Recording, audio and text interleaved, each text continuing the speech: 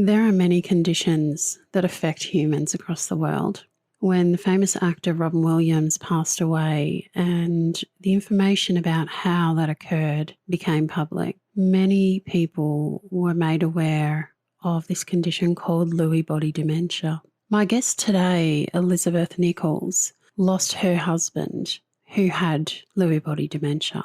Her journey into this confusing, confronting and often debilitating world is discussed during this interview.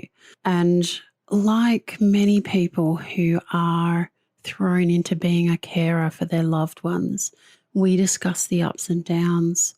And through this episode, you will hear so much laughter. For one thing that I have learned through my experiences talking and discussing many adversities with people, humour is so important. Sometimes situations require laughter in order to help us get through and make some sort of sense sometimes of the insensical ways that behaviour can be affected by conditions such as this. I know you're going to love today's interview. Have you ever had one of those gut-wrenching moments where life ground you to your knees and you found yourself asking in despair, why me? This podcast is all about sharing your stories and journeys, from asking why me to declaring this is why me. Discover how ordinary human beings like you and I have found their extraordinary levels of hope, courage, compassion, and provided a new perspective for greater potential and self-empowerment during their darkest defining moment. As a creative artist and coach myself, my guests and I discuss the interconnectedness of emotion and transformation in those moments, and how their actions then seize the opportunity for discovering their unfiltered and authentic voice, and ultimately their life's purpose. I invite you to join me each week as we share insights into how adversity can be turned into a unique advantage. Today's guest is Elizabeth Nichols. Elizabeth did not know what Lewy body dementia was 4 years ago. Since then, her husband had been diagnosed with the disease and has since passed away. Elizabeth is the founder of the Living with Lewy Facebook page. She is raising awareness for the condition, which is now famously known to be the same condition that the actor Robin Williams had. If I can quote from the page, treasure the little things. A cup of tea made for you, surprise flowers, or a mystery trip away. You never know when that may be the last time that a loved one who is living with Lewy remembers how to. Welcome to the WhyMe podcast, Elizabeth. Thanks, Vera-Lee. You got me a bit teary. I forgot I wrote that, but it's very true. You did write that, and I was gulping back the tears myself because that really does hit home. All right. Now, how about you tell us a little bit about your story and your WhyMe moment? Yeah, I think my WhyMe moment, as we had discussed, was probably Bruce's diagnosis.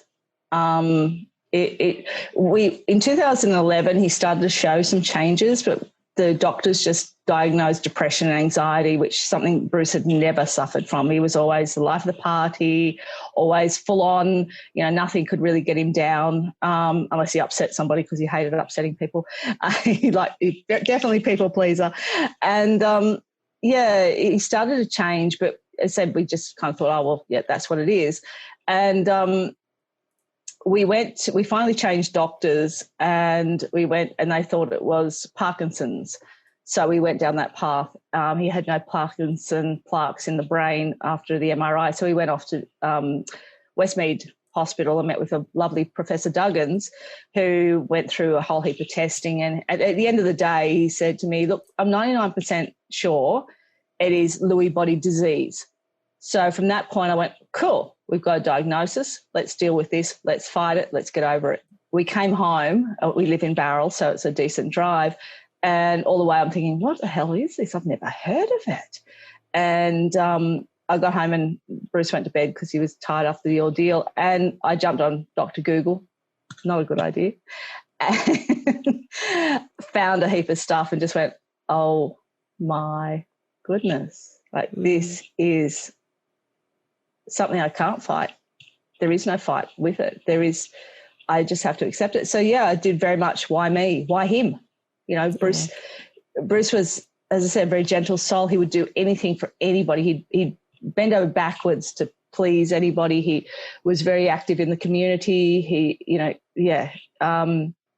So I definitely went through, what have I done to deserve this? What has he done to deserve this? He was very, very fit, very healthy, looked after himself, very careful with what he ate, the whole thing. So definitely, I think that point, I remember, just being pretty dumbstruck in front of the computer, just going, what the hell? So that was definitely a turning point. Wow, that is a huge moment, and particularly when your husband had gone to bed too. So you've essentially discovered this on your own.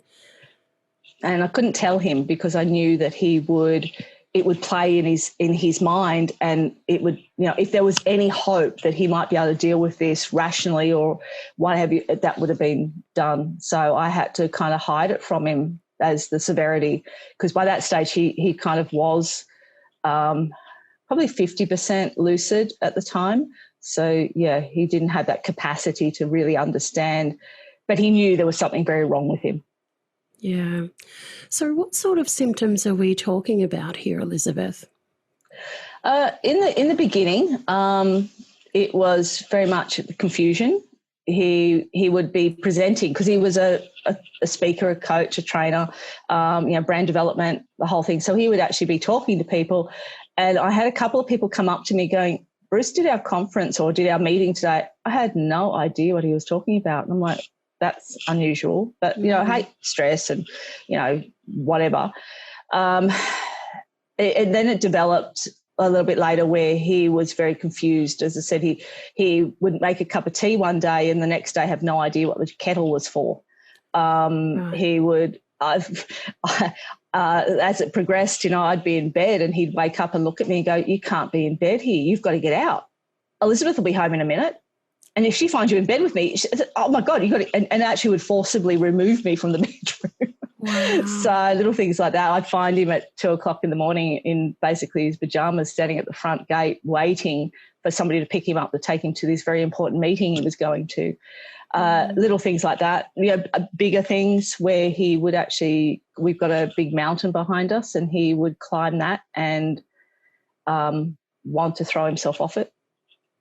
So we had a few moments like that where I had to talk him down, and the dog had come home without him and have to try and find him. So stuff like that. So, and then, basically with Lewy body, the symptoms, they're different for everybody. For Bruce, it was, he had a bit of Alzheimerisms, but not too much. He had a lot of Parkinsonisms, which is the masking of the face, no facial expressions, the voice. Now, Bruce used to speak, he used to sing.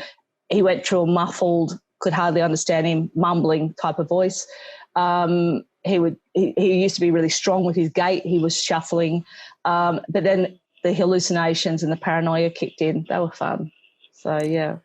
I can only imagine. And like you've just alluded to there, so many opportunities for dangerous situations to occur. So it's almost like you need to lock everything up to keep him safe, really. Very much so. I mean, we would have people like the healthcare workers come in and make sure that I'd done certain things. I renovated the house in the hope that he would come home after the nursing home, which unfortunately he didn't. He didn't actually even see the house finished. But they helped me with different things like the way the tiles should be laid so there's less confusion for him, the double doors. So if we had a wheelchair, he could actually use that. But as I said, he had a couple of episodes with infection and passed away a week. It's actually a week today. Was it? Yeah, so 22nd of October is when he passed away, so he actually didn't get home for any of that. But there was a lot of things like making sure. I used to have my knives out on the wall and they said take them away, put them away, lots of things like that. Mm. Now, I know you had a little bit of a chuckle, but I understand why. But that moment in the bedroom, for example, when he's forcibly removing you and waiting for actually you to return, how did you cope with that sort of behaviour? Because that's got to be one of the really difficult parts of what people understand of not Lewy body dementia, but dementia and Alzheimer's. And this is something that a lot of carers talk about as these diseases progress and as the recognition of their loved ones deteriorates more and more. How did you manage that side of it? Because that's got to be pretty emotionally difficult. I mean, this is your husband.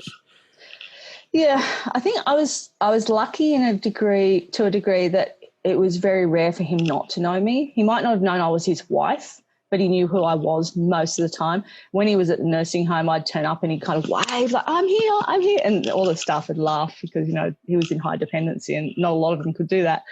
But I think the first time it happened, it was like, wow, this is my life now. Okay. And then you just cope, you just do it, So I went outside and I changed into another nightie and went back in, and he said, oh my God, you can't believe he was here in bed with me. So little things like that, you just come up with coping mechanisms that works not only for you but for the other person, because you can't be angry with them because they don't understand. Like, he didn't understand what he'd done. There were times when I'd come home and I'd try and get into the house, and we've got a bolt on the front door for obvious reasons, and he bolted that and he wouldn't let me in, because he didn't know who I was. So, I had to just wait outside until he kind of settled down or whatever, and I kind of, said, I'm home, it's me, and he let me in. So it's just those little coping strategies that you come up with that help for both of you, because, as I said, you can't get angry, you can't yell and scream, or you can't do anything. Not saying there weren't times when I was very angry, but just kind of they were on my own very private moments. But you just come up with coping strategies and mechanisms to get by. Yeah. Look, I think the idea of going and changing your nightie and coming back was fantastic. It's something I would be really proud of thinking of, because really that's thinking outside the box. It's just a nightie change, but that presents a whole new scenario to him in that state. Yeah. Very much so. So there's an awful lot of change going on for both of you. And is it adequate to say, or appropriate to say, that he was aware of some of those changes but probably not aware of the extent of a lot of what was going on with his deterioration? Or do you think he had a good idea? The problem with Lewy body is they are still quite, their brain is still quite active. The Lewy body affects every neural pathway, so it affects your memory, your function, your physicality, pretty much, as I said, everything. There would be times when Bruce was extremely lucid, and one of the times that sticks with me, and actually it's a year ago tomorrow, that he grabbed me and said, just kill me, I don't want to do this anymore, please kill me. And I said to him, sweetie, I would if I wasn't going to go to jail. And he kind of laughed, and so he actually stopped eating at that point. He knew he'd had enough. And that's what makes me think that he probably knew right through the whole process a lot more than what we think he did. There'd be times when I'd tell him something and I didn't think he'd take it in at all. And suddenly a week later he'd say something about it. And I go, wow, you do actually remember that. I said that to you. So there were times when, as I said, he was taking stuff in, he was able to remember it, but there are other times when he'd just be completely like nothing, Yeah.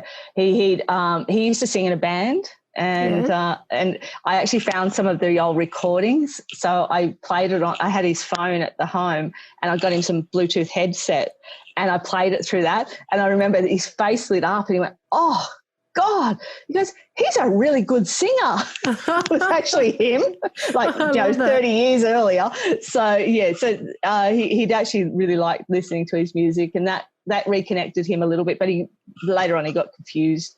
We had a tribute night in Perth and I went over, thank goodness, and his sister Jenny came over and looked after him while I was there. And I did a lot of recordings of the guys because, you know, they'd known each other for 50-something years. Yeah. And I showed Bruce the recordings of them when I went back home, and he while he loved them, he's like, oh my, but he got so distressed because he couldn't find where they were. Like he couldn't understand that they were recordings of something. he thought they were somewhere in the building. So we had to kind of temper that with when do we show him is when he's a little bit more alert. Yeah. And so how did you work out when he was a little bit more alert? Like, were there certain things that were essentially markers for you that you could say, oh, today's probably a good day to do that, or just really a trial and error? It wasn't as it progressed, it wasn't days, it was just minutes. Right. It was, like a 10-minute here, and I could tell because he might grab my hand and squeeze it, or he might want me to kiss him, or he might tell me he loves me, just simple things like that. I think, oh, okay, this is going to be a good, who knows, maybe half an hour, maybe. And then as it progressed, it was just minutes. As I said, it was maybe a minute here and there. Gosh, I'm wondering how much support you received from other people who have been living with a partner with this disease, or a family member, or really just people that know a little more of the intricacies of this condition. None of us knew. None of us had even heard of Lewy body before. Like none of my family, none of my friends. When I said, look, Bruce has been diagnosed with Lewy body dementia, I actually changed it from disease to dementia because that's something people go, okay, I know what that is. None of them, everybody went, what the hell is that? Like, I've never heard of it. And it made it very difficult because people just didn't understand what was going on. And you certainly found out who your friends were very quickly because, it was very confronting to deal with. And I've got friends now that are very, very dear to me that were really only acquaintances before this, and they really stepped up and were really there. So it is good to know that you do have that support. And I do have a good network. We've been in Barrel for, 22 years. And I do have good friends here, and my family, they've kind of been very supportive, and Bruce's family, even though, they're in Perth, but his middle son Ryan's in Sydney. So he's been a good support and, keeping in touch, and he's a doctor, so it kind of does help a little bit. But, unless you're going through it, you have no idea what it is. And I would have been the same had I been on the other side. If I'd had a friend whose husband was going through, I would be exactly the same. I'd be like, oh yeah. Why can't you come out today? Why can't you come to lunch? Because at that point I was doing lunch and dinner with Bruce because he wouldn't eat unless I was there. So every day, working full time, and then being at the nursing home. And I have to say, the nursing home staff became my second family. They were just amazing. And as I said, a year ago today, I moved into the nursing home and was there full time while, until Bruce passed, and they couldn't do enough. So they became very much, my second family, which was brilliant. That's wonderful. I'm so happy to hear that you had that experience with them. It is so important when you're going through such difficult situations. I know that when I was diagnosed with my vocal cord dysfunction, which took a lot of years, and it was a long process. And it was a little bit similar in that I received the diagnosis and I was like, thank goodness, because up until then, people would say, I was on my deathbed so often, and yet they say, oh, it's just asthma. And I used to think every time, do you know how many people still die of asthma every single day in every country in the world? Please don't say it's just asthma. But I knew that it was more than asthma too. And so when I finally got that diagnosis of vocal cord dysfunction, it made sense to me. I had self-diagnosed 5 years prior, but nobody was able to test it for the type that I had. I had a more rare form. And so I thought, relief. And then a lot like you, except that it was my professor and I was sitting in the room with him, he said, okay, so we've got the diagnosis. This is what I thought it was. We've got it confirmed now. We've got a really severe case of it. And I said, okay, great. I can name it. How do we manage it? And he said, well, that's the problem. At the moment, there is nothing really that we can do. You can go and see a vocal coach and do some work on your vocal cords, but I'm not sure with your particular type if you're going to respond. We did try that. I didn't respond to that.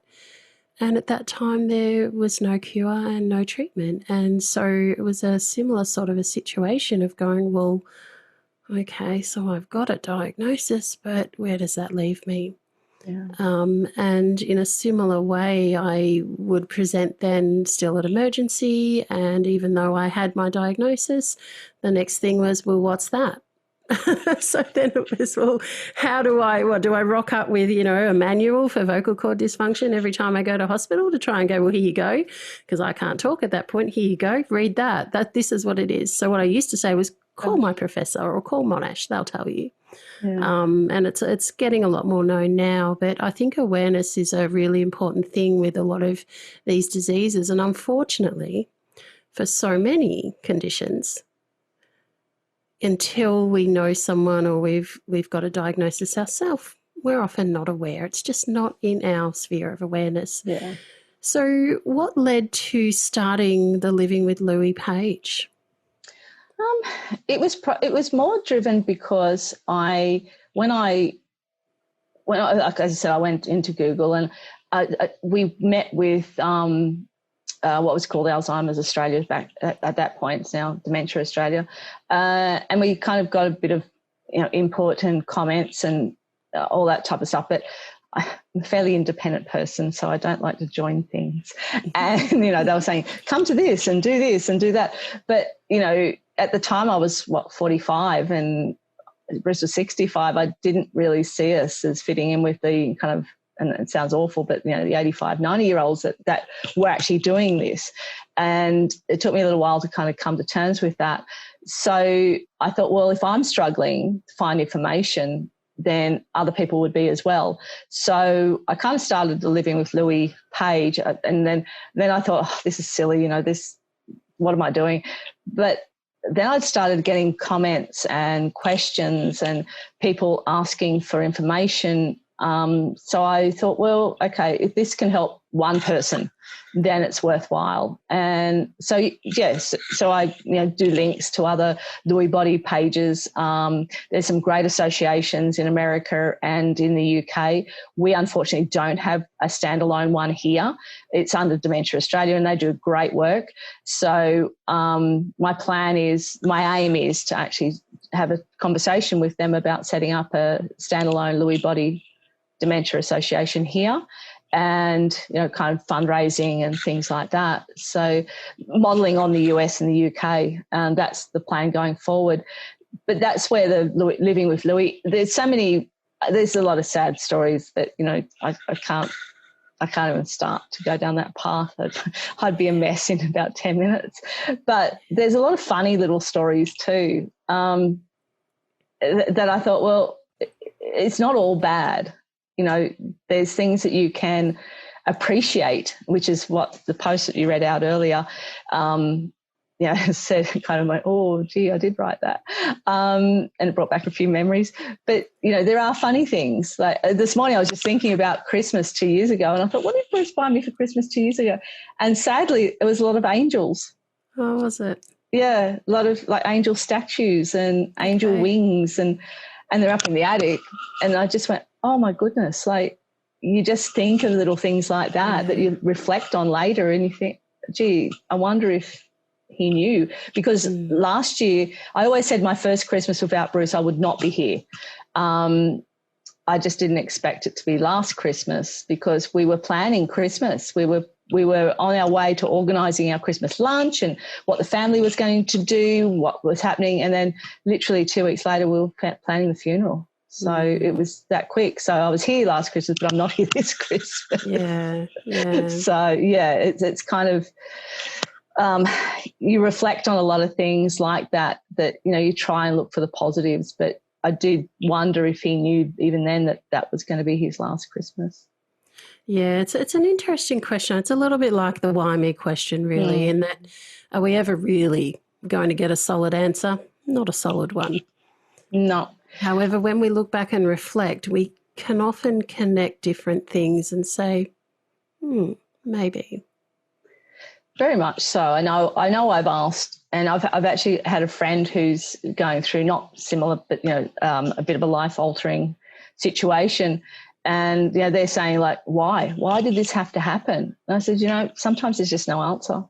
Because if I asked that question, I would drive myself insane. Because why? Why would this happen to a very healthy, very active, very functional, extroverted, man who was, not ill really much in his life? Yeah. Why? If you ask that question, you go around in circles. So I've stopped asking it. And from the US and the UK, who are showing the way, if you like, do they come up with any sort of explanations to people of, look, it could be this, or we're looking into that area, or they also really don't know? No, the thing with Lewy body is it affects, as I said earlier, that it affects everybody in very different ways. So some people might have more Alzheimerism, some people might have more paranoia, might have more hallucinations. So, some people might just have Parkinsonisms, and that's why they call it a spectrum disease. You generally start with the depression because something's wrong, but you don't quite know why. And so you go down that path, and obviously the drugs for depression don't work because that's not what it is. And you have to go through that situation, and it affects everybody in a very similar ways. Following Robin Williams' case, Bruce had very similar progression as he did. And, there were times when, as I said, Bruce was absolutely believed that people were ganging up on him. We'd walk down the street and he'd look at somebody that we've never seen before in our life and go, there's that guy. Remember, he did that horrible thing to us. And I'm like, no, he didn't. Don't. He goes, I'm going to go over and no, don't. And I'd have to kind of march him down the street pretty quickly because he believed. He would see things. The hallucinations were fun. We were at a function over in Perth where Bruce is from with his family, and they had a pool, and they were all adults. We were all, adults there. And he actually said to his brother-in-law, Adrian, I'm really worried about all the kids running around the pool. There was no kids at all. Yeah. He'd say to me, I'm worried about, we've got a long property, and he'd stand at the back door going, I've got to get those people off our property. Look at them. They're going to destroy things. And I look, and there wasn't anybody there. Nobody there. So stuff like that, it was, looking back, you go, okay. And sometimes you kind of have a bit of a giggle, but at the time it's there were funny times when you think there was a cricket team playing cricket in our backyard. That's a pretty cool hallucination if you're going to have one. I'd say, well, go and cheer them on. Yeah, which team's going to win? Exactly, being a cricket tragic. I loved it. So there was, as I said, you've got to look at the funny things that happened, but there was a lot of sad things as well that you kind of can't focus on. Yeah, I think with any chronic illness or disease, it's really important to have a sense of humour when you have the opportunity. And sometimes people who haven't gone through the everydayness of this sort of situation don't understand often why you might have a bit of a chuckle. And they're like, why are you laughing? That's not funny. Well, I have a choice to laugh or cry sometimes, and so sometimes I'm going to choose to laugh and see the funny side rather than be quite sad. Yeah. And like you said, there's going to be a lot of sad times as well. That's inevitable. How did you yourself get through those really sad times? Did you have someone to talk to, or? I as I said, I'm fairly independent and fairly insular. There were times when Bruce would do something and it would be really tough, but I kind of would think, well, everybody's got their problems. I don't need to know about mine. So I would tend to keep it in. I know my mum, she saw me lose it a bit, but we lost my dad like 9 years ago. So she was a little bit more, I suppose, aware. of what I was going through. But I mean, she had her own stuff going on. So yeah, I as I said, I am fairly independent and very insular. Don't share I love to share victories. I love to share good stuff, but bad stuff I'm not a real good sharer for. But I had a very good friend who helped me through a lot. And if it wasn't for them, I said to my girlfriend today at lunch, I said, if it wasn't for them, I honestly don't think I'd be here. And they know that, and they go, oh no, that's not the case at all. But I know where I was before Bruce passed. I just couldn't see a future, and they helped me see a future. So so that was a really important thing, that we reconnected. We'd been friends for a long time, but reconnecting was really important, and as I said, helping me move forward. Yeah. I'm going to come back to that comment you made earlier about you have people around you and then you have acquaintances that through difficult situations sometimes really do rise up and shine, and they really can be the people that sometimes it's easier for us to accept the help from, because like you alluded to, you don't want to burden other people that are close to you, but you're also in a way grieving because they're watching this process as well and trying to understand and going through and watching how upset you are and all the things that are happening. I know that with myself, I had lots of people that came in and out at different times, and quite often it was strangers that would just drop off a meal when they had met me and realised that I couldn't always cook a meal for us. Then they would just not tell me. They would just come around, ring on the doorbell. My son would open the door, say, look, Mum's, in bed and she's on her machine. They say, it's okay, take this, there's some food, and look, they really are small gestures. However, they do mean a lot to us. And particularly when we are hurting and we're going through a tough time, sometimes having that little bit of a gesture takes the pressure off us as well, in going, well, oh, that's great. I actually don't need to try and work out what to cook tonight, or I don't need to think about that. And I'll go back to that quote, like you said, treasure the little things, a cup of tea made for you.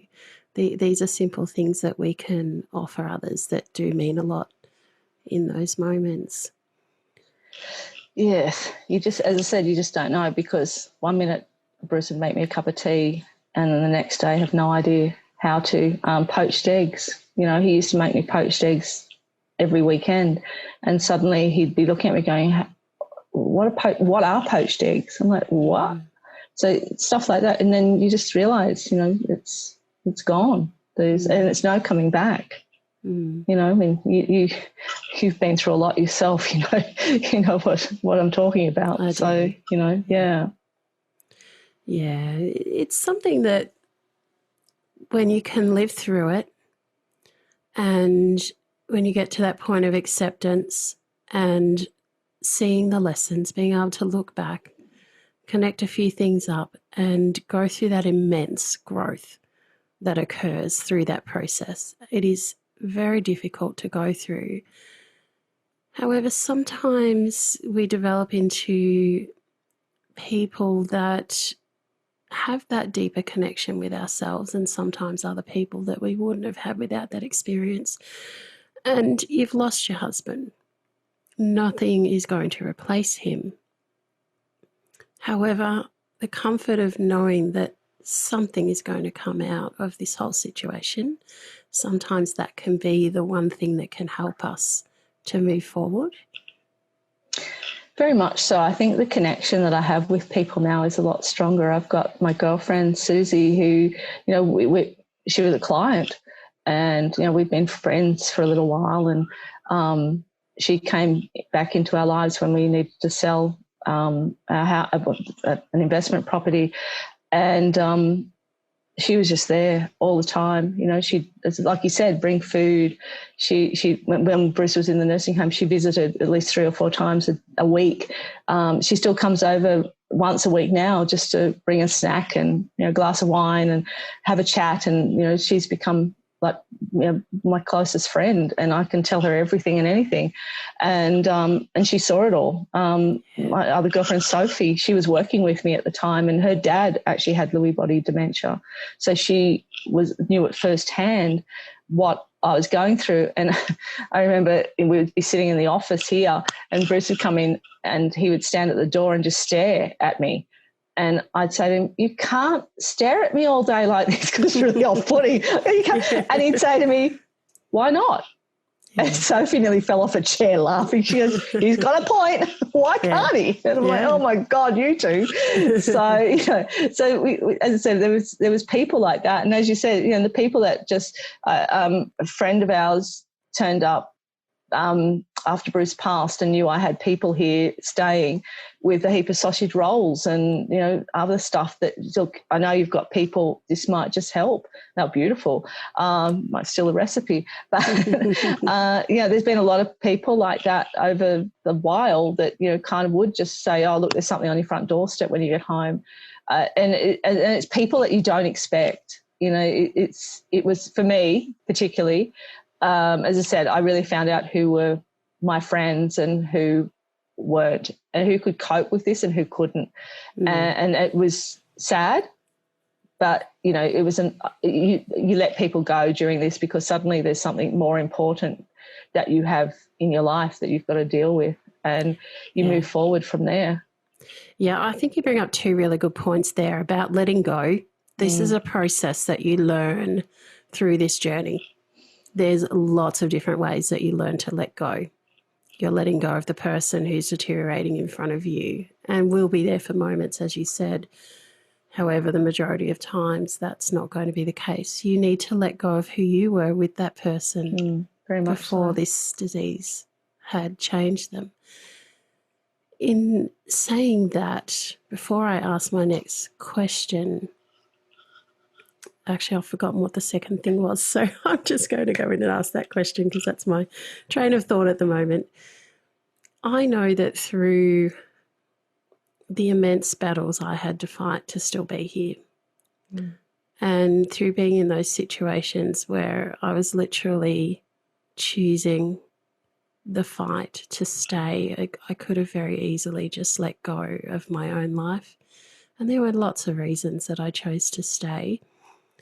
I discovered through that process a different level of connection to myself, and I really honed in on what was important to me, and thinking about the very real possibility that I could pass away. I had to go and get wills put in place and all that sort of stuff because I'd come so close so many times. Having to look at mortality on that level, and when it's someone very close to you or yourself, it is almost a surreal experience because we don't come into this world thinking about that. And most of us will just assume that we're going to have a normal life, whatever normal is, and grow to be an older person and then peacefully pass away. And unfortunately, life doesn't always have that in store for us. And so I learned a lot about myself through those processes. I learned a lot about how to not take offence. That was my second point, actually. When you said about people who couldn't cope with the situation, I learnt to not take personal offence to those people that just would not come and visit me when I was in hospital and pleading, "Please, I need someone to just be here with me. I just want someone in proximity." So often I was hours away from family, and I'd be in rooms of 4-bed wards and everyone else would have their family come and stay for hours or all day long. And, my family could only get there once every couple of days for a few hours. And so I learned, even with the friends that were able to come by that didn't, I was like, you know what, I can't take this offence to that. I need to understand that some of the reasons that people don't show up during those moments is because of their own issues that they are struggling to deal with. And you really do make that different connection with yourself. How how did your connection to who you are as a person and what you value in life change through this process? It's Vera-Lee from Australia, the founder of the WhyMe Movement and podcast. Well, one idea, one vision, one person. This self-funded podcast and movement has started to take a life of its own, which is exactly where I had planned it would be. To hear the stories of the far-reaching impact across many countries in this world, it humbles me to know that my vision is shared, understood, and positively influencing people to look at the changes they can make for their own adversity and how they can find the strength, the courage to be inspired and feel connected and empowered to use their adversity to their advantage. One of the best ways that you can help support the WhyMe Movement and podcast is to subscribe to the various channels, such as the podcast platform you are listening to this on now and the YouTube channel, which has much bonus content released. By subscribing, you will make sure that you are one of the first to find out who is coming up next, more about our guests, and the interesting questions that I ask them, which do not get released on the podcast platforms, and lots of other good bonus content. I always love reading your comments, and so please feel free to leave them on each of the platforms. The beauty of social media is that you can easily share single episodes or any of that bonus content from YouTube onto your own social media platform with your friends, which helps to bring this positive, inspiring message to far more people, allowing you to be an active participant in the WhyMe movement and vision. On Apple Podcasts, it always makes a big difference if you can leave a rating, review, and subscribe to the show.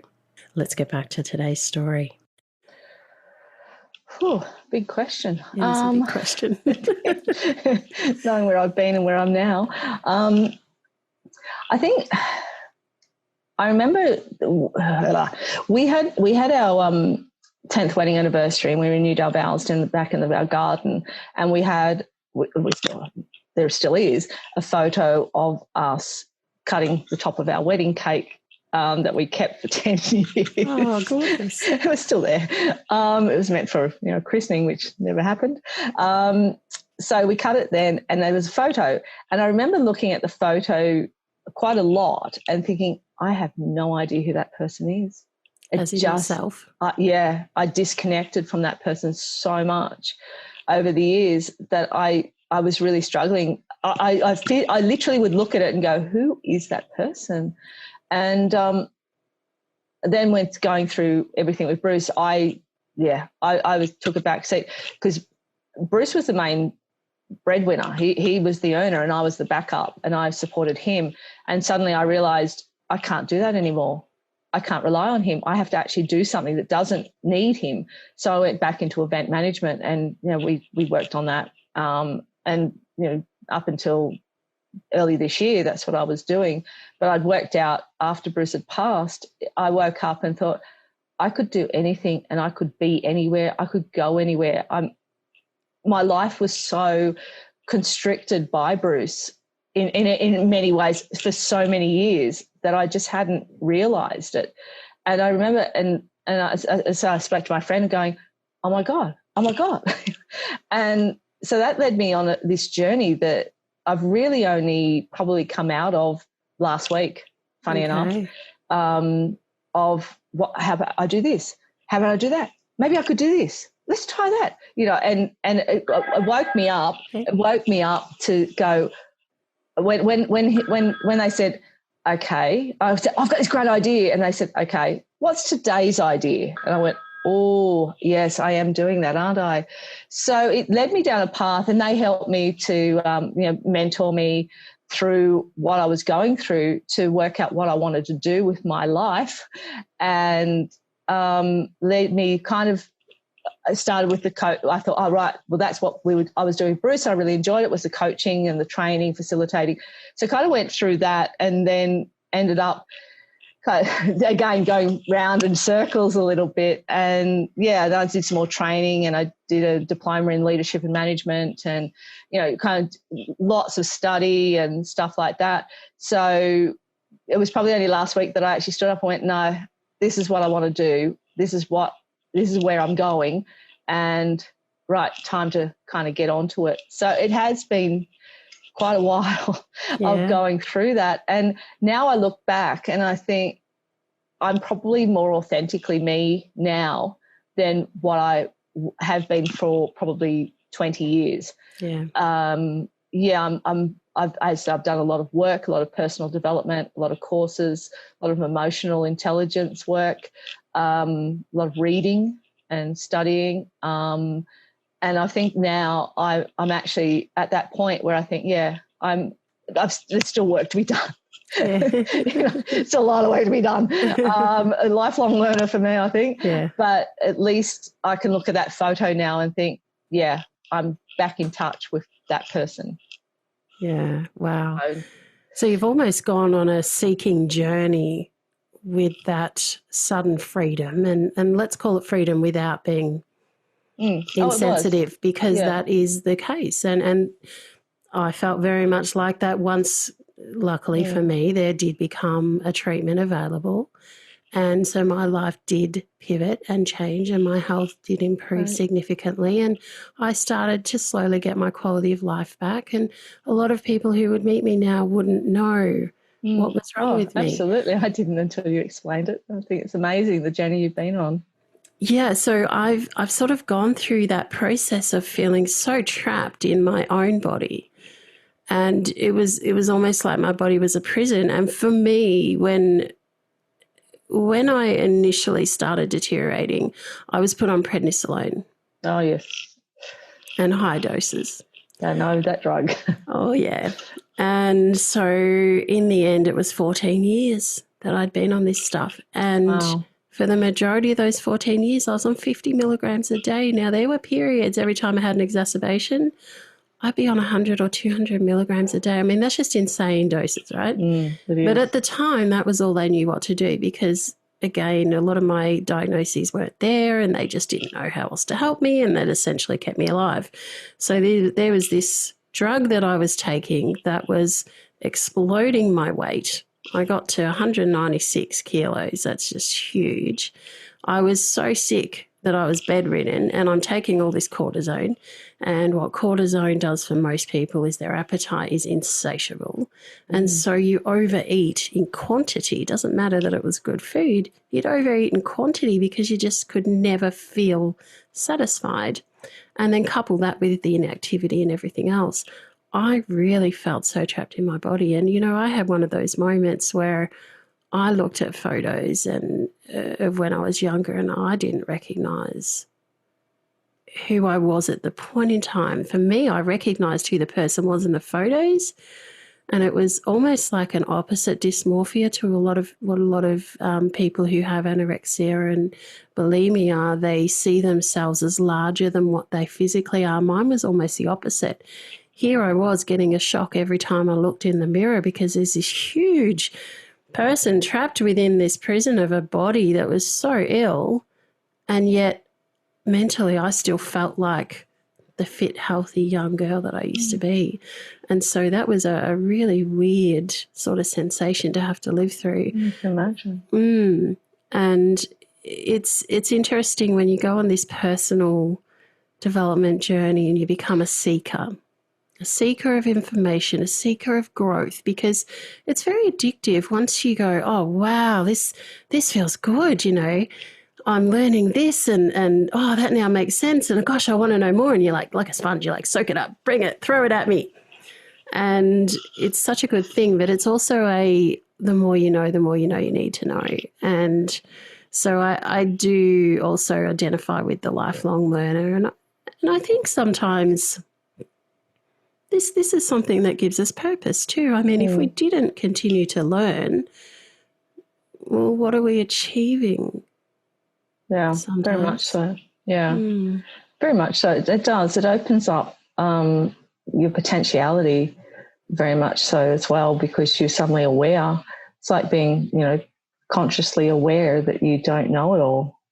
And, go on the journey, the more you know, the more you don't know. So, yes, that's right. And then the more you learn. I'm very, very big one to put my hand up and say, I don't know, but hey, I'll find out. Yeah. Yeah. And I know when you referred to being more authentically yourself now than you probably have been in 20 years, I know that through a number of my traumas and recovering from various different things, I made a conscious decision one day, and it was a few months after I'd left my husband, and I'd started on that journey of sort of recovering from a lot of the stuff that went on there. And I made a conscious decision that I understood for the first time in my life that we had choices, and that the choice to behave a certain way for someone who doesn't have any condition or anything, the choice to abuse somebody else and manipulate them and, do all those horrible things, that was actually a choice for that person to do. And when I came to that realization, I also discovered that to be offended is a choice as well. And I had been so scared of offending people. And I think part of the reason it took me a while to really recognize what was going on in that relationship was because I was so focused on what I just had sort of adapted as my personality. I'm easygoing and everything will work out, and I'm always hopeful. It was a bit of the rose-coloured glasses thing. It was like, well, I just ignore that bit and I just ignore that. And so I made a conscious decision that offend or please, I was no longer going to filter most of what was going to come out of my mouth. And I must admit there was a bit of fear there, because some of the things that can come out, if you don't filter it, people will definitely take offence to. I don't know if you experience that with your husband as well, but I know that with a lot of these sort of conditions that filter tends to disappear a lot of the time. And some of the things like, whoa, did they really just say that? But what I discovered was it was very freeing.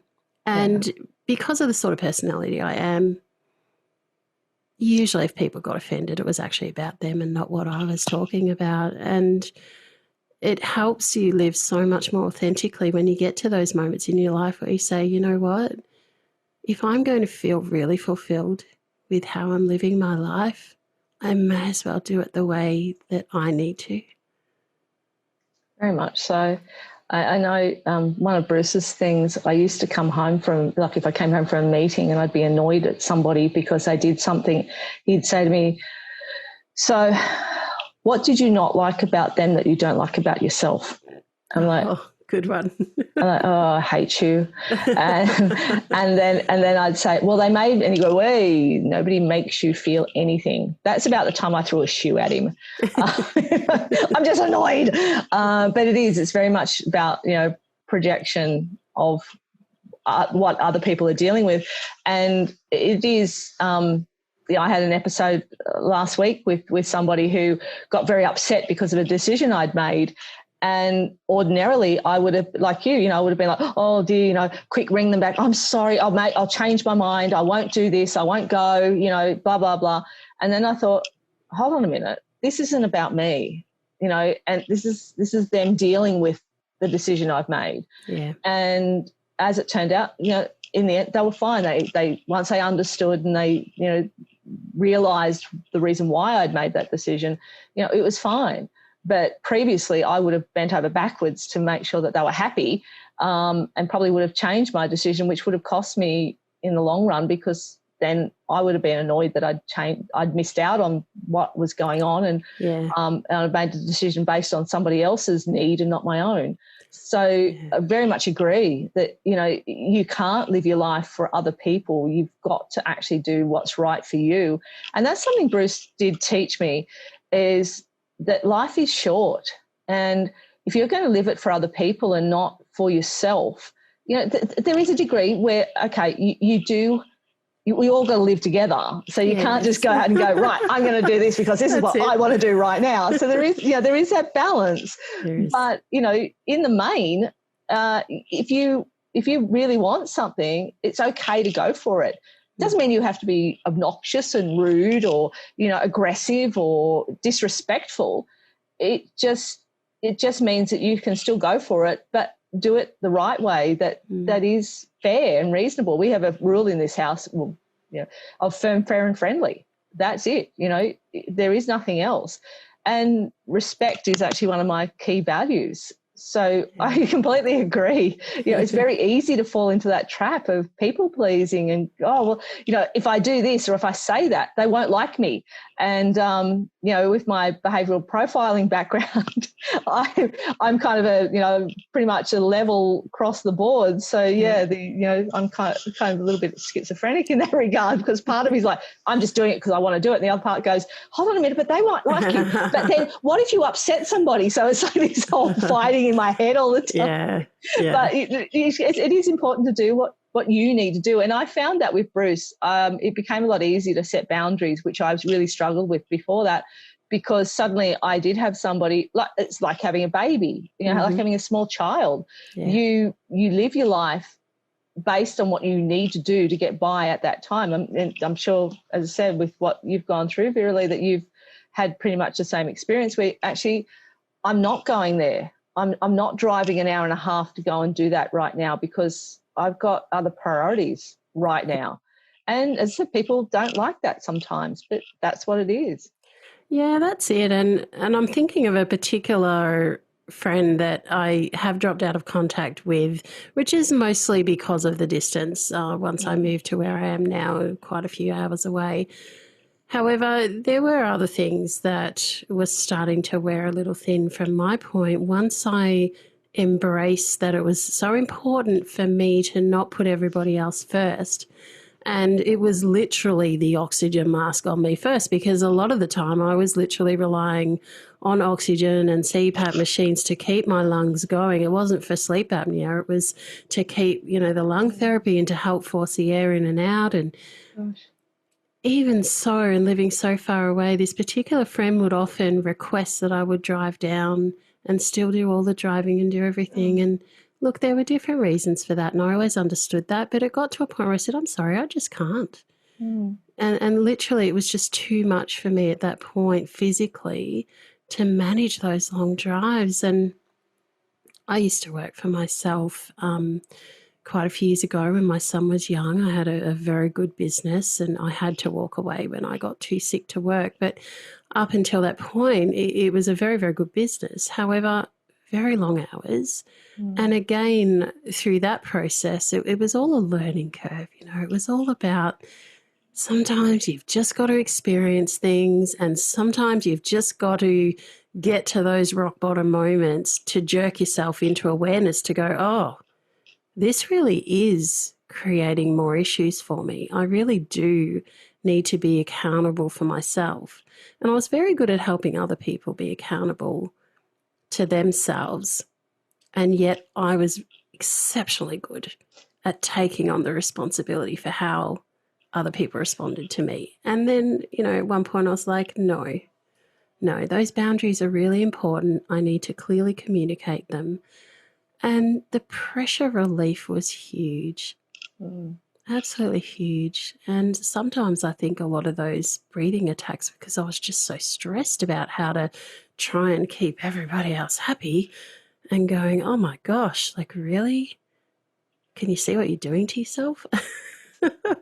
It's time that you stood up and said, no, you need to go and handle that. That's your thing. That doesn't belong to me. And I need to look after myself so that I can survive, Yeah, good on you.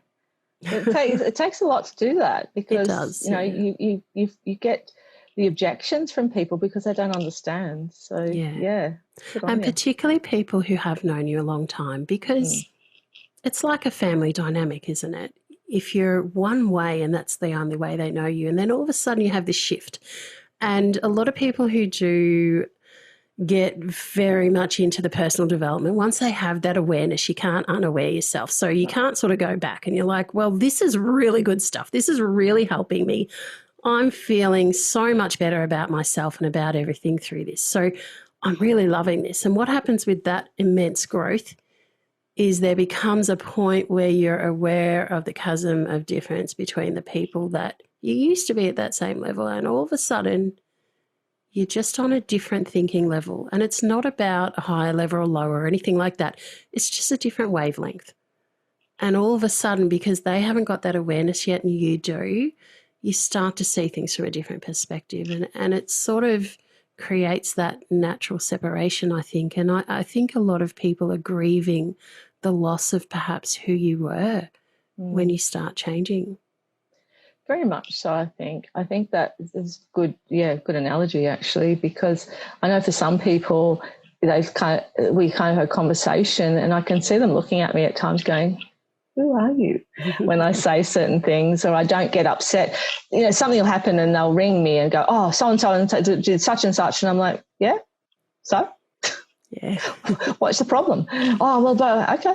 And what do you want to do about it? You know, and they're like, doesn't this upset you? No, actually. I've got far more bigger things that upset me than that. And, you know, what he said, she said really doesn't worry me anymore. Whereas previously I would have gone, really? Oh my goodness, well, what are we going to do? And buy into it. And I don't buy into other people's shit anymore, basically. Yes. That's their shit. I've got enough of my own. I don't need to pile any more in my wheelbarrow. Yeah, for sure. And again, that's a really freeing way to be because it allows you to not have to be caught up in that stuff, in that drama, in whatever it is that's going on, and you can be focusing on the stuff that you've prioritized.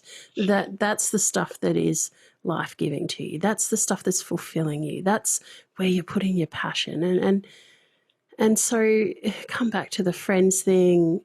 You know, there will be people that at different times in our lives, they will come and go. And I think it's beautiful that, you know, your friend that you reconnected with, that ability is there. Sometimes through these situations we can reconnect to some other people, and then other people will drop away, and to know that that's okay.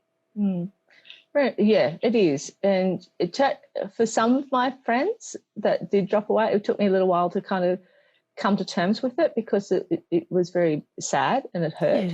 But at the end of the day, you kind of go, well, that's what life is. You know, I have friends that I haven't seen since Bruce's funeral, but we're still very good friends. We pick up the phone and connect like we saw each other yesterday. I have other friends that I see regularly, and, you know, we catch up and, you know, go to lunch, or, you know, grab a glass of wine at the pub at night, or what have you.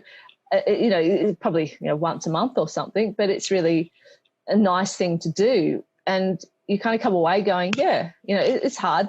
You come home to an empty house and you're like, oh, okay, this is my life now, and slowly getting used to that. Sometimes I wake up in the morning and think, that's right. That's getting less and less. But you just readjust your life around this new life. And I remember I watched a show, I can't remember what it was called, but there was this guy who he was the grandfather, and he had an accident with the car and we fell on him. And actually, I think it might have taken one leg off, or maybe both legs, I can't recall. But I remember him sitting on a bench and his daughter was saying to him, how are you coping with your life? And he said, and I love this, he said, my life is my life. It isn't what I thought it would be, but it is okay. Yeah. And I thought, wow, yeah, because this is okay. It's not what I thought it would be. It's nowhere near what I thought it would be, but it's okay. It's, you know, it's opening up to new possibilities, new potential that's out there that maybe I wouldn't have had otherwise. I always believe there's a reason for everything, and I know there's certain belief, you know, learnings and stuff that go, nah, that's not quite right. But when I look at the last kind of 12 months of my life, there's certain things that have happened, and if I follow the progression of those things, they shouldn't have happened. And and they've ended up being very positive in my life. Out of the sadness. So you do, I do think that there are times when things happen for a reason, and may make you respect your life, respect yourself, respect your friends, your family, cherish and acknowledge them a lot more than what you probably would have had not gone through that. That can be very true in so many different types of adversity. And it's interesting, I was doing something today, and it was a challenge where we were asked to create, I don't like the word speech, but we were asked to talk about a moment, a pivotal moment in our life. And I'm like, well, this is what I do in the podcast, and this is what, as you know, because we discussed this, I coach my podcast guests to say, okay, now we're going to drop into a scene. And in 2 minutes, you really need to drop straight into that scene because you don't have time for the backstory and you don't have time even for the next part of the story. In 2 minutes, it's actually a very short time to get across your important message. And the moment, I have a number of moments that I could have chosen, and the moment that I chose was the moment that I went into the coma. And the way that I explained it was to say that a lot of people will say that just before you die, your life will flash before your eyes. And I was dying and the blackness was coming in. And when I did fall into that coma, my family were told to say their last goodbyes. And yet what flashed before my eyes was not what I expected. It was not the people that I loved.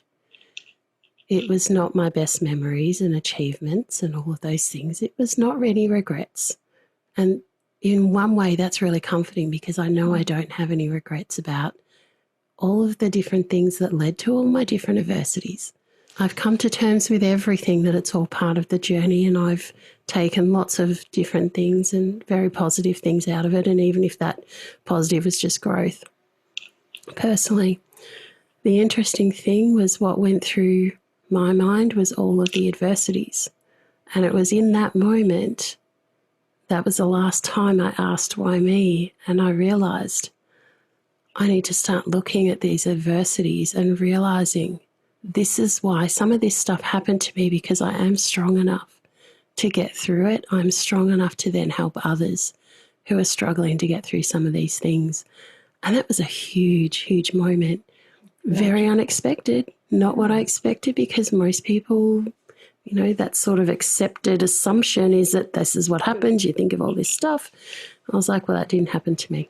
And I'd had a number of those other moments, and I've got to say, some people will not relate to this, but each time it happened, I wasn't thinking of my loved ones, and I love them dearly. Yeah. That just wasn't the way it worked for me. I was always sort of focused on these other things, and I believe that the reason for that is because I too am a lifelong learner and I soak up everything I can. And as someone who's very optimistic whenever I have the opportunity, and opportunity is an interesting word, for opportunities around us in everything that goes on. We don't always see it though. And so I think when you are a seeker, then it is much easier to see opportunities when they are presented to you. So I put that down to the fact that I was just fighting so much to stay here. I didn't want to accept that I might leave this place at such a young age, and I knew I had so much more to do and so many more people to impact. And so it's lovely, since starting this podcast, which is still relatively new, I've only been recording for a few months, to see this coming about after everything I've gone through and not even having a voice for a number of periods. It's pretty cool. Yeah, fun. Yeah, and I'm very proud of that as an achievement. The thing is, timing is an interesting thing in our lives, and we don't always have things happen in the time that we expect or want things to happen. However, if I'd done this any earlier, I wouldn't have had that level of connection to my guests like yourself, because I wouldn't have had all of those lived-in experiences.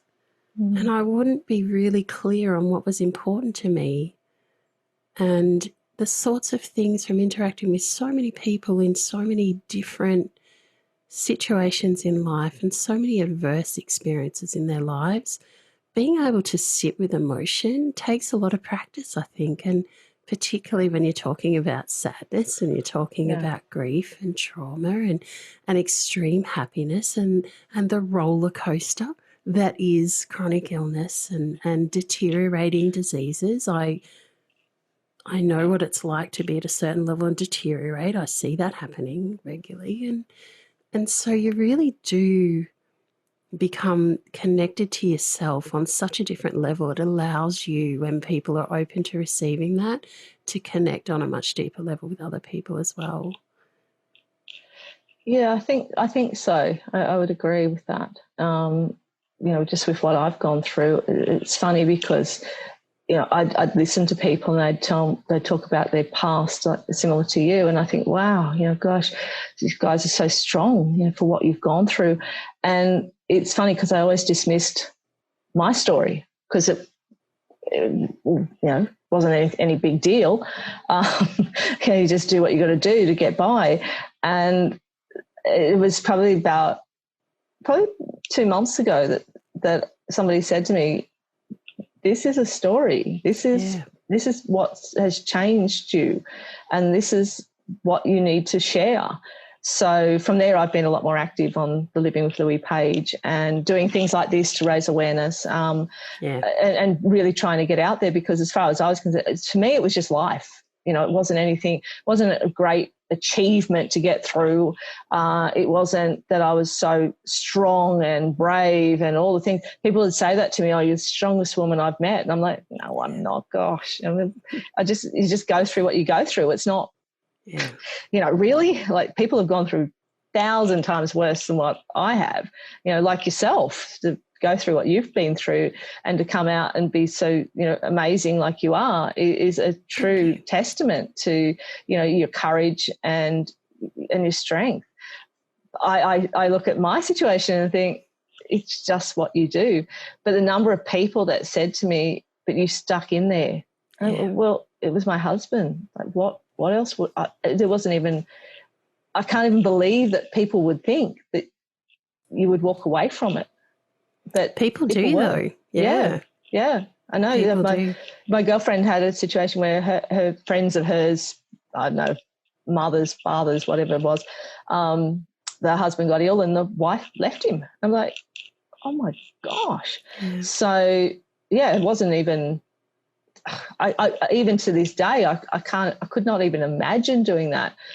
And as I said, so for me, it was just life. It was just what you do. It wasn't a huge achievement. But I think it's owning that now to come out and be able to do things like this, because maybe if my story can help somebody who might be thinking there's something wrong with me, but I don't know what it is, and then they hear this story and go, well, I'm having this and I'm having that. Maybe I should go to my doctor and ask to be tested for Lewy body dementia.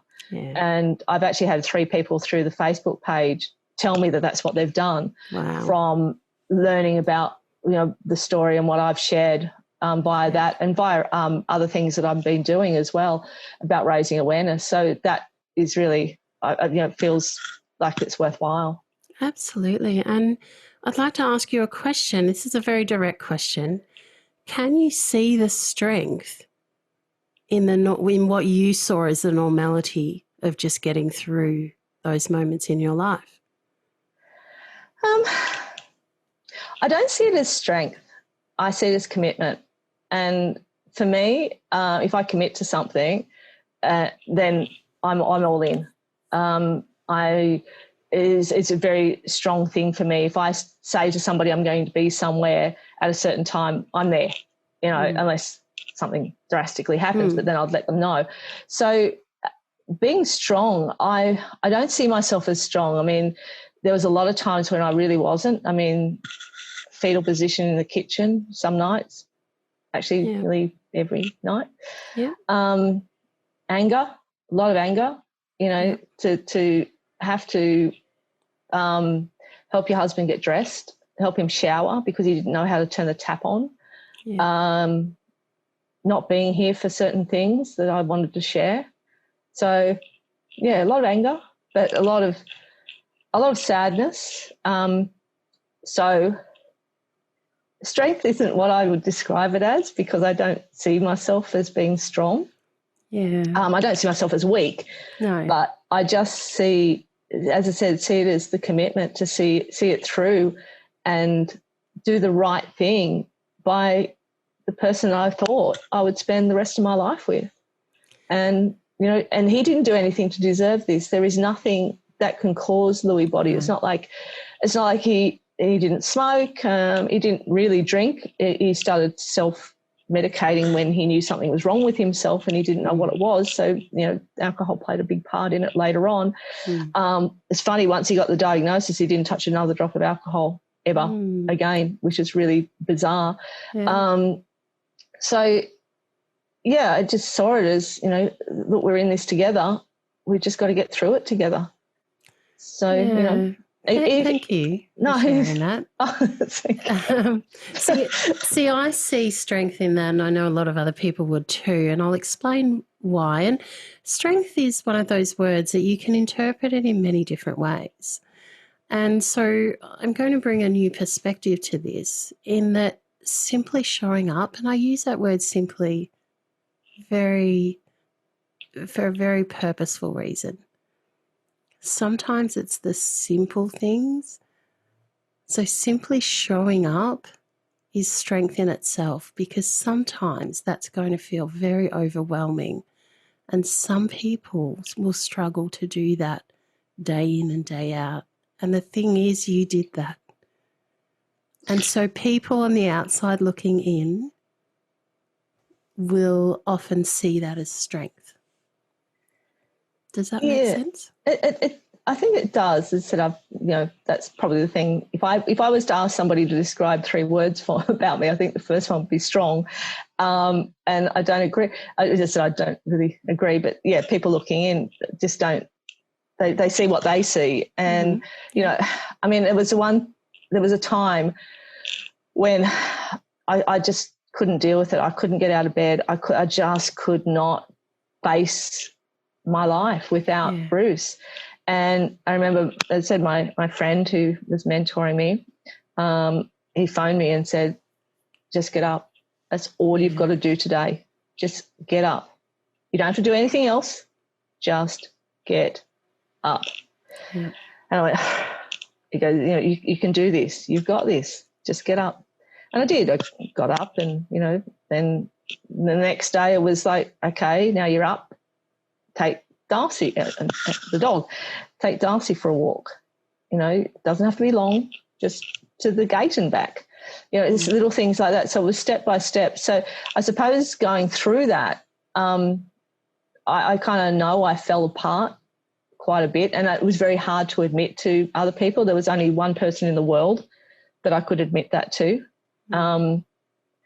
So that's where I kind of struggle a little bit with strength, because if I was truly strong, I wouldn't have needed that kind of kick up the bum to get myself back on track.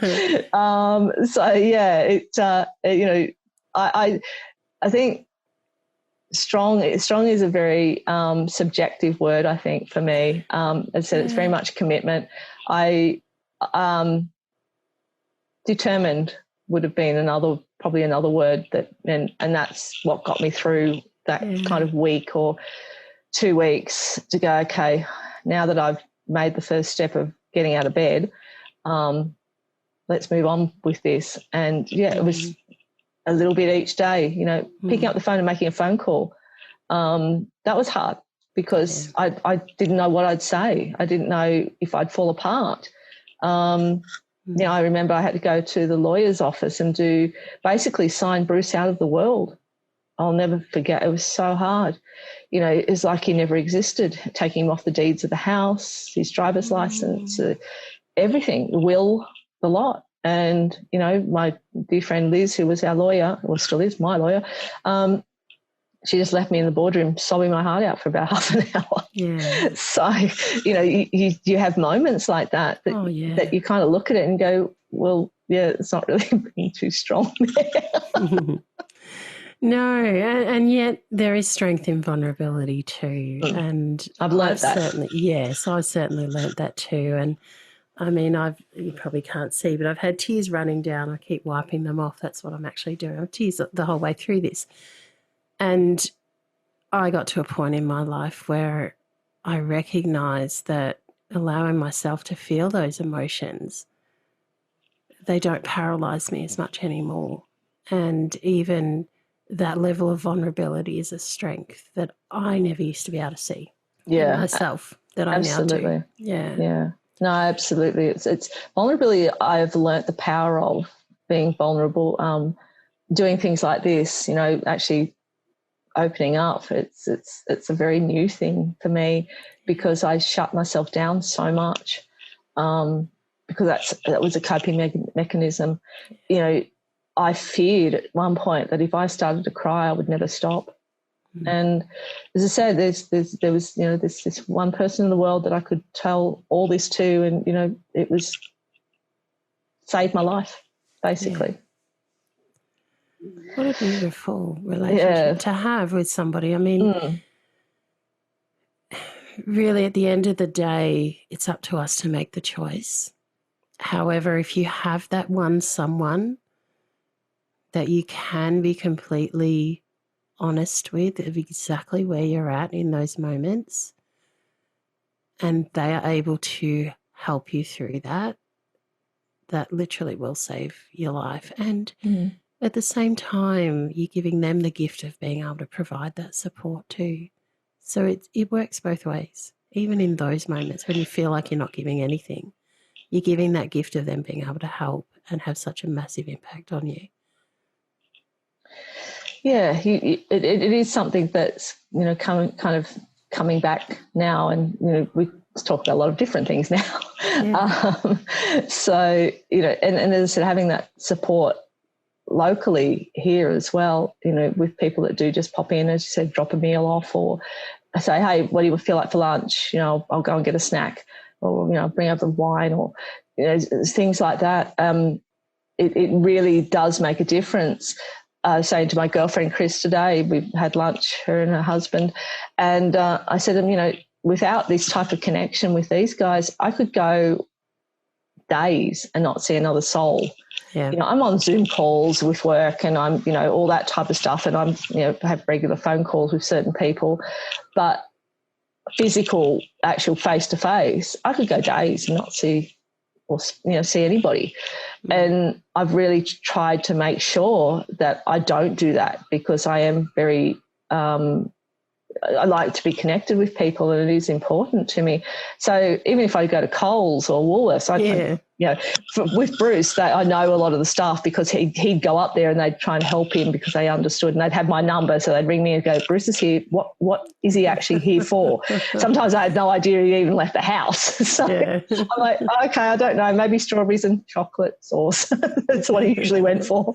So so I got to know them quite well. So when I go up, I'm able to have a chat, and it's nice to have that. So I try and make sure I do that at least every second day.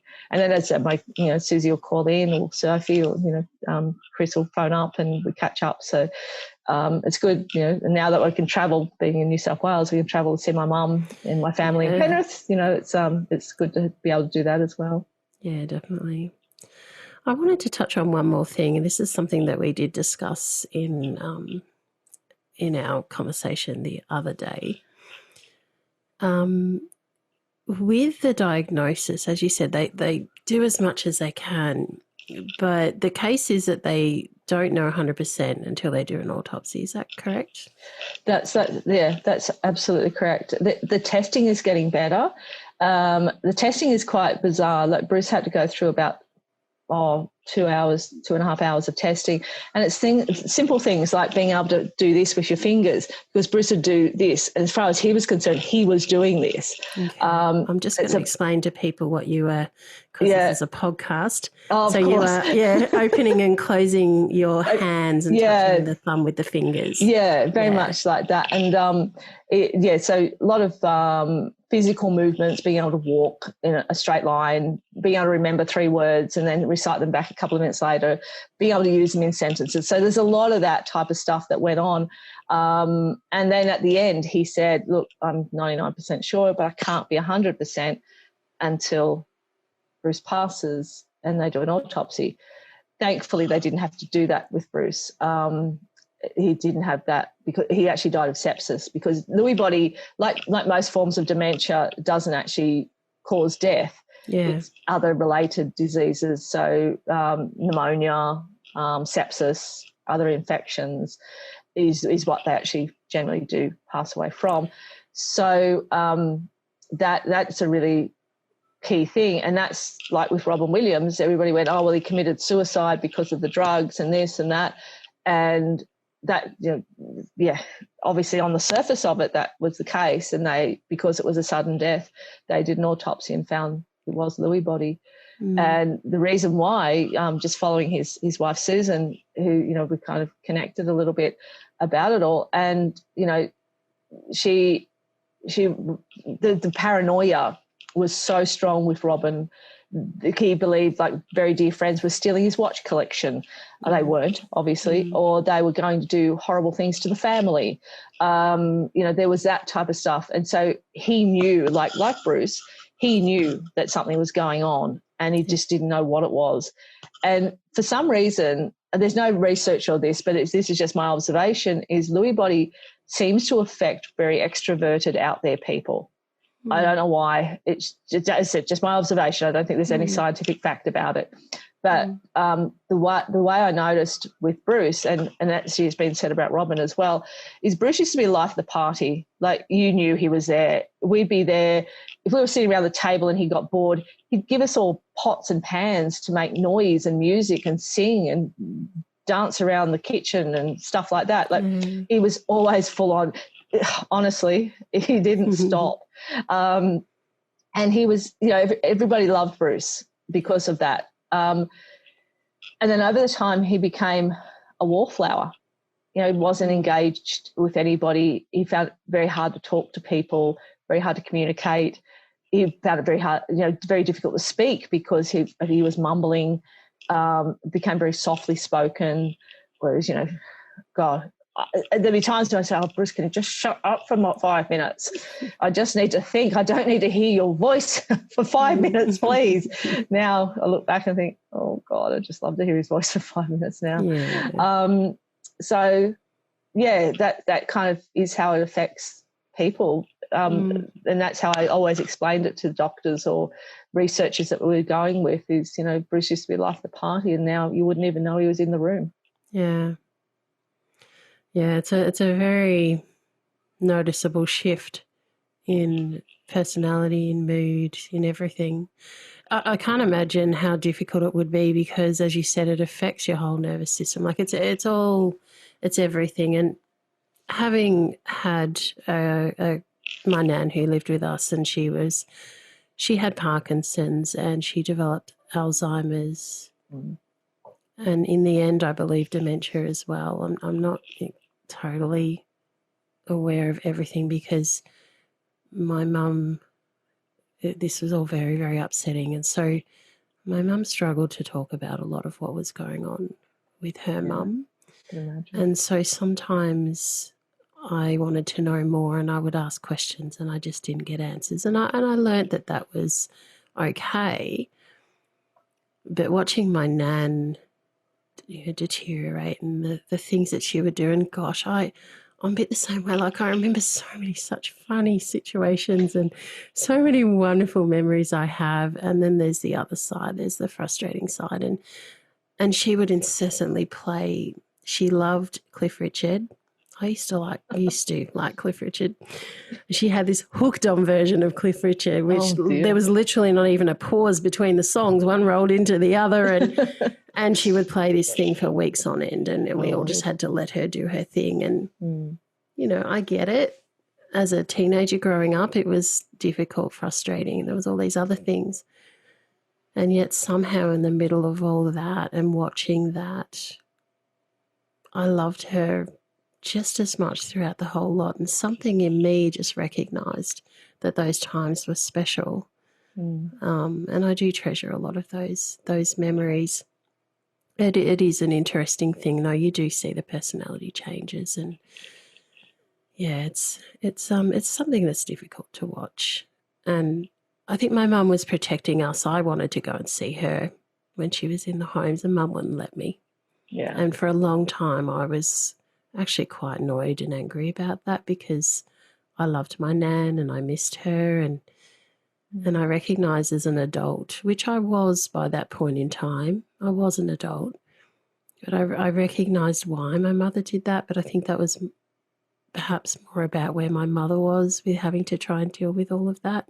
Yeah. And I don't know what that's like. I still have my mum and my dad. I'm very blessed that way, and I have lost people dear to me, but I can't even fathom what it's like to lose your mum or someone very, very intimately close to you. So, you know, I think sometimes too, even when we don't understand what someone's going through, just having the acceptance that to be there for them, no judgment, I think that's really important. Yeah. And to sort of put your own feelings aside sometimes and just offer to be there for people. Look, whatever I can do to help support you through this. And it's just so important to be able to have people that can do that. Yeah, absolutely. You know, and it's a very special thing that somebody can do for you, because it doesn't come naturally for a lot of people. You know, it is, I suppose, an indication of the connection that person has with you. And the unfortunate thing is, as you said, like with your mum, it's very much about them. And rather than thinking about how other people are dealing with this, because that's what you've got to do at the time to survive. You do. Can't be worried about whether somebody's not agreeing with you or somebody wants this. It is very much a selfish thing in the best way possible to be selfish. Yeah, sometimes it's important to be selfish. Selfish is not a bad word. A lot of people make the assumption that it is always a negative. It's not always a negative. Sometimes it's important in life to be looking at your own needs above other people, because as you said, these are extremely emotional events and feelings and situations that we're going through. And sometimes no matter who else is around us supporting us, sometimes we just have to go through these processes anyway. And so it's important that people allow us the space to do that in our own way, and we don't all grieve the same way. We don't all process emotion the same way. No. So yeah, it's an interesting thing to be on different sides of that coin, really. Yeah. It is. I know with Bruce's funeral, we didn't call it a funeral, we called it a celebration service. And then we had an after party. We had a band. We had, you know, and it was, I look back now, I mean, it was a blur, but I look back now and think, gee, you know, I think, you know, it was such a good thing that we did. But I know that some people were kind of looking at me going, oh, you're not that upset. I mean, you know, because I was catching up with people I hadn't seen for a long time, and it was a real celebration of his life and who he was, and you know, it was I suppose a true tribute. And it's funny how people expect you to be, and they struggle with it when you're not, because you're not fitting their expectation of grief or coping. You know, you're doing it your own way, and they find that very, very difficult to understand sometimes, particularly people that may not know you as intimately or as closely as your close friend and family. You know, yeah, I know there's a few people looking at me going, okay, you're a little bit, you know, it was like, yeah, but I said it was a blur. People will say to me, oh, that service was so good. And I go, oh, were you there? Yeah, we said, oh, did we? Okay, sorry. Yeah. I could imagine it'd be overwhelming still, even in that capacity. And just coming back to touching on what you said before, you know, you've spent all that time surviving. And I mean, I relate to it from a very different perspective, but being in a domestic violence relationship, there's a level where you just go into survival mode. And so when you come out the other side of that, and, you know, when you're in it, there's a lot of tears. There's a lot of fetal position on the floor. Like you said, there's a lot of those moments where you feel like, how am I going to do this? How am I going to get up? How am I going to continue living this life the way it is right now? And yet we do, because that survival mechanism kicks in and we do what we have to do to get through. And so it sort of makes sense to me that after that situation, and that instead of having a funeral, you've had a celebration. It's almost like a release too, you know. I see a lot of positive in that. It's so lovely to hear you talk about doing that. Yeah, well, Bruce was adamant he didn't want a funeral. He didn't actually want to do a church thing or anything. And I remember in the last kind of days, and Bruce's eldest son, Brandon, was staying at the home where we were. And, you know, we were going, and I was like, well, Bruce made it very clear. And he also chose his music. He knew exactly what he wanted. And I really struggled with what he wanted. So, and everybody goes, it's so typically you, Elizabeth. So I did what I wanted. We still had his music, but we did have a church service, which he was adamant he didn't want. Okay. He didn't want a coffin because he knows how much I hate that, because I had that with my grandmother and my father. So he saw me go through the struggle with that. So he was actually cremated prior. Mm-hmm. So he was there in the urn, and everybody's going, where's the coffin? Like, no, he's there up on the altar. Yeah. And it was one of the I think it was the only service that the church had held where the person who passed away actually sang, because we picked two songs of Bruce singing that and did a video montage of photos and stuff. So yeah, it was actually him singing. And fantastic. It was really funny, because then the minister got up to keep talking and went, oh, hold on, I need to explain something. So I actually got up and go, yes, that was actually Bruce singing. And everybody's like, oh, right. So it was really funny. But it was, you know, he was very clear on a few things that, as I said, my girlfriends and my friends all said, typically you changed everything. But he wanted something at home. So we had an after party at home. Yeah.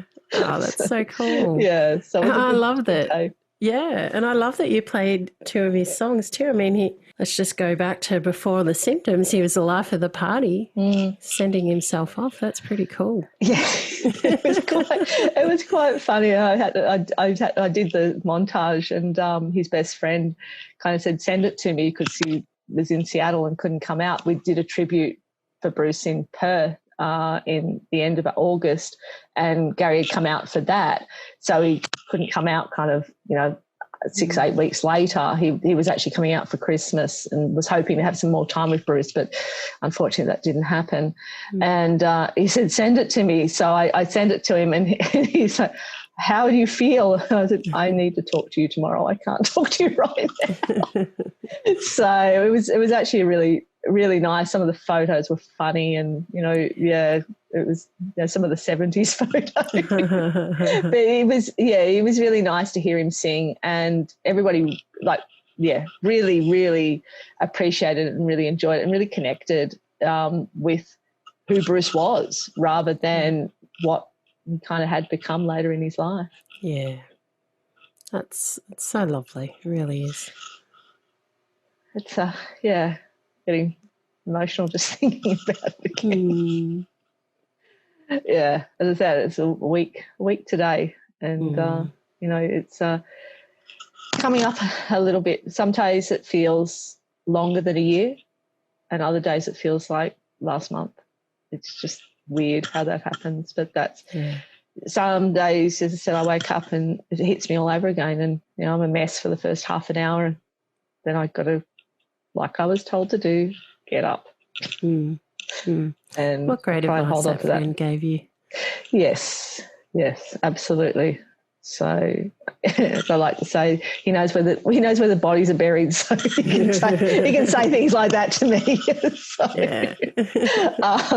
So, without me getting offended or anything. But it was, as I said, it was probably one of the turning points of my life, having come from where I'd been. And I'm sure you've had moments like that as well. So yeah, I have, and it's interesting because being the person essentially having to face my own mortality and watching, I mean, I couldn't see myself from an outside perspective. So it was like being an observer from within myself. It's a really weird thing. Imagine. So you spend a lot of time thinking, okay, well, logically, I need to have things in place so that if I do pass away, I need to have things in place for my child. And I need to have things in place for the people that are left, that love me and have that connection with me and are going to miss me. And at the same time, when I did the survival part of, okay, I'm going to just separate from myself a little bit and my emotions to deal with that stuff. And then at night, every night before I went to sleep, and I didn't know if I was going to wake up, nights were always the hardest. Yeah. And I struggled to get to sleep because of the physical breathing issues. On top of it, it was that level of fear that, oh, what if I don't wake up? You know? And so having to face that, it's not something I'd ever want anyone to have to do. Yeah. At the same time, you become very good at accepting what is. And so even in those moments, there's a blessing that I still get that feeling sometimes. I mean, I was petrified of leaving this place because there were so many people I knew that were counting on me for so many things. I didn't want to leave them without me, you know what I mean? Yeah. And yet I just became really good. Like every time I'd have a difficult situation physically, I would just go into this place inside and I would focus on survival. And I knew who I was in that place. And so it was okay, let's just hunker down, accept what is, and do whatever I can to get through. And again, that was a bit of a gift really, because I've applied that to so many aspects in my life. Yeah, I say it a lot every day. It is what it is, and it'll be what it'll be. Like that, you can't control certain things. Yeah. You know, you can only make the best of what you've been dealt with, because you don't actually have control over everything. As much as we'd like to think we do, we really don't. And that's kind of my mantra. And I do say it probably 20 times a day. It is what it is, you know, and it'll be what it'll be. Yeah. And the gift that we're given every day that we do wake up is the experience of life, whatever that experience is filled with. Yeah, absolutely. That is what we're living. That is what we're experiencing, and that is what we can take away. Yeah, I absolutely. It is an important thing that to make every day count, because, as I said, Bruce taught me that, who knows, life is just way too short to be sidetracked with trivial nothingness. Yeah. And, you know, there's so much that we can achieve as human beings if we are being. Yeah. Yeah, I like that. We're humans. We're human beings because we're being. I really like that. I've never looked at it that way before. Thank you, Elizabeth. You're welcome. I really like that.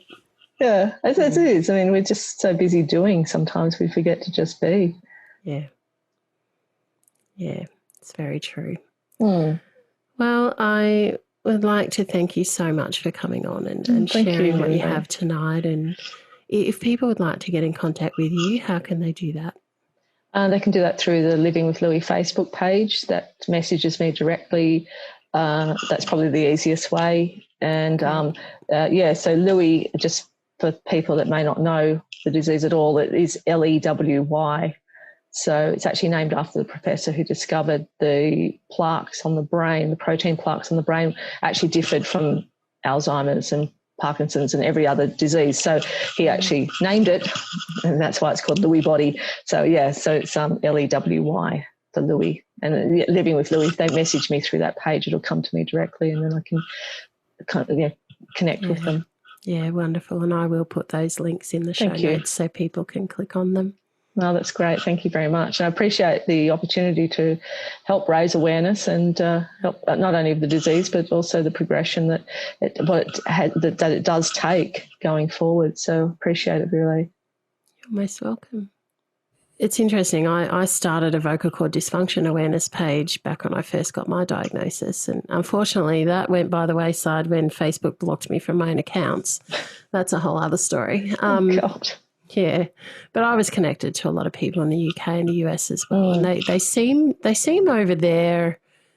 They seem to have less issues with the ethics board and getting certain treatments and medical information out there. They seem to have a lot more pull and get things done a lot sooner than what we do here in Australia. Oh gosh! So I learnt a lot. But it's interesting. One of the guys that I was in contact with. I used to speak a lot to his wife. He would occasionally come on, but it was mostly his wife. And he ended up having a tracheostomy because the vocal cord dysfunction, they just couldn't keep his airway open. And at the time I was going through my vocal cord paralysis to keep my airways open, which I was responding well to. Apart from the first time it happened, which is what set me in a coma. But I went back again because it actually had worked. It was just I'd had an adverse reaction to that first one. But look, I was staring down the barrel of a tracheostomy and never having my voice ever again. And I didn't have it for a 2-year period. And he was somebody that I'd connected with, and that was exactly what he was going through to survive. And I was willing to do it. I discussed it with doctors and everything because until they discovered, actually the underlying cause of part of it, which is a blood disorder, and they're treating the blood disorder, and so that's helping to reduce the severity and frequency of attacks. Okay. Because it's all sort of like an allergic response. Oh, gosh. So before that happened, that's what I was looking at. I was like, well, I will do this to survive. I will do whatever I need to survive. And I didn't grieve losing my voice. Yeah. Until I'd come right out the other side and had the space, gave myself the mental space and emotional space to go, shit, I was so close to that moment. Gosh. And here I am now. I have my voice back, and it does go sometimes, but that's okay. I treasure every day that I have it, Yeah, it's funny. You don't take things for granted. Yeah. Anymore when you're actually faced with stuff like that. Bruce's sister lives in the UK, so she's kind of doing the research on the UK side of things. So, yeah, it'd be good to actually find out a bit more.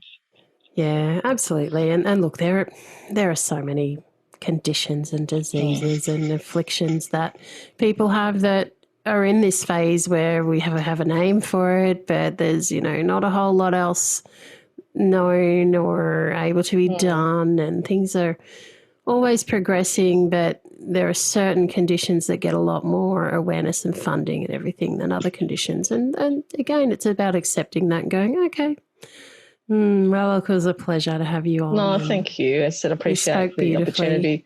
I was trying not to get too emotional. Well, I like that you got emotional a few moments there because, again, I try not to talk too much about my story because I don't want to be detracting from your story or anyone else's story that I interview, but I pitch in every once in a while where I think it's relevant, to the emotion and things like that. And like you, I mean, so many people would look in on what I'd gone through and, oh, my goodness, I just look at what you've had to deal with and think, wow. And yet I was like, well, I'm looking at what they have to deal with and I'm like, wow. So it's all relative. It is. We can always look somewhere else and find something to compare to put ourselves down. And it's about recognising that the day that you step into what it is that you've gone through and you start sharing your story for what it was and what it is and how it's affected you, it allows you again that freedom to be authentically vulnerable. And in doing that, that allows a deeper connection to people because this is what people know. Yeah. Yeah, exactly. And I've had some people tell me that, this podcast might not might not be hitting the charts and it might not be doing things because I don't have celebrities on. And I'm like, well, to me, this podcast is about the everyday person.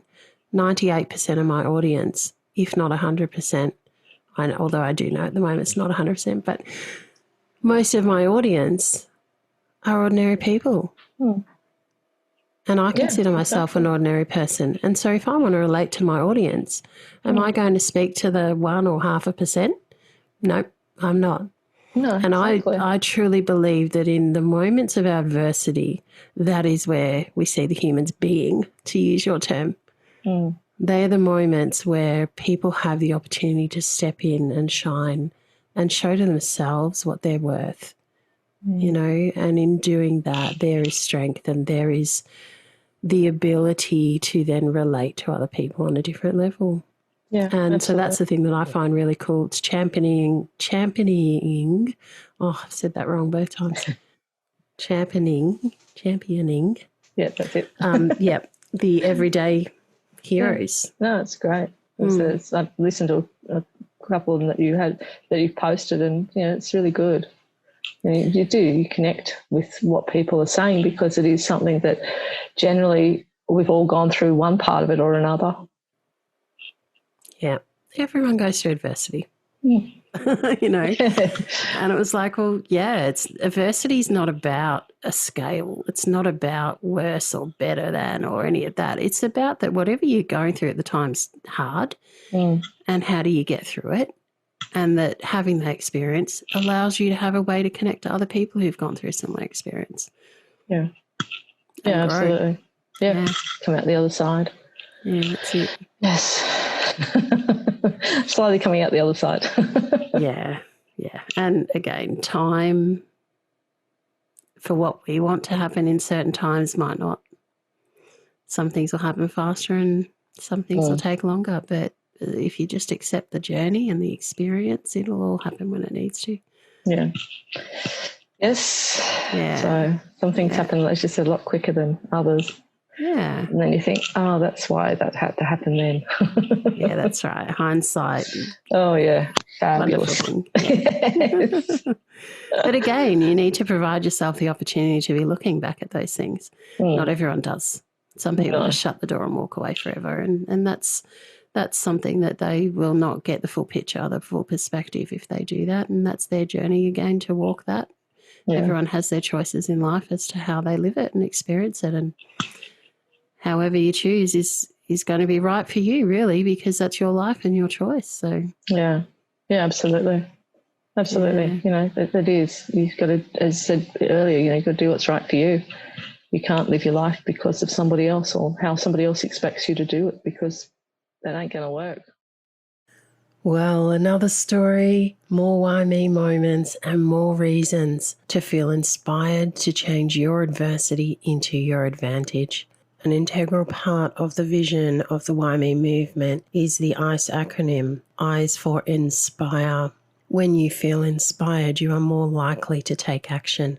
C is for two things, actually. Connection. You are not alone in this world. There are always people here who want to help you get through your adversity and feel positive about your life and your purpose.